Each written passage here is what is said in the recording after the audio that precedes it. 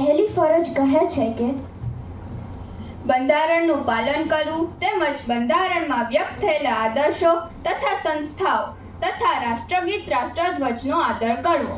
બીજી ફરજ જણાવે છે કે સ્વાતંત્ર્ય સંગ્રામના ઉદ્દાત્ત વિચારો અને પ્રેરણાદાયી આદર્શોનો આદર કરવો અને તે અનુસાર વર્તવું. ત્રીજી ફરજ કહે છે કે ભારતના સાર્વભૌમત્વ, એકતા અને અખંડિતતાનું રક્ષણ કરવું તથા સમર્થન કરવું. ચોથી ફરજ જણાવે છે કે જ્યારે જરૂર પડે અને હાકલ કરવામાં આવે ત્યારે દેશની સેવા અને રાષ્ટ્રનું રક્ષણ કરવા માટે તત્પર અને ઉત્સાહભેર જોડાવું.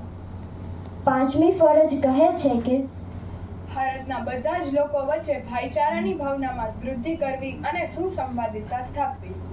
છઠ્ઠી ફરજ જણાવે છે કે સ્ત્રીઓના ગૌરવને હાનિ પહોંચાડનારા વ્યવહારનો ત્યાગ કરવો. સાતમી ફરજ કહે છે કે રાષ્ટ્રના સમૃદ્ધ અને સમન્વિત સાંસ્કૃતિક વારસાનું જતન કરવું. આઠમી ફરજ જણાવે છે કે જંગલો, સરોવરો, નદીઓ અને વન્યજીવો સહિત કુદરતી પર્યાવરણનું રક્ષણ કરવું અને સમૃદ્ધ કરવું તેમજ વન્યજીવો પ્રત્યે અનુકંપા રાખવી.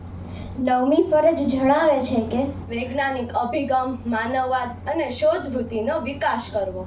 દસમી ફરજ કહે છે કે જાહેર માલ મિલકતોનું રક્ષણ કરવું તેમજ હિંસાનો ત્યાગ કરવો. 11મી ફરજ કહે છે કે દેશની પ્રગતિ માટે વ્યક્તિએ પોતાની પ્રગતિ કરવી અને સમૂહની પ્રગતિ માટે પ્રયત્નો કરવા.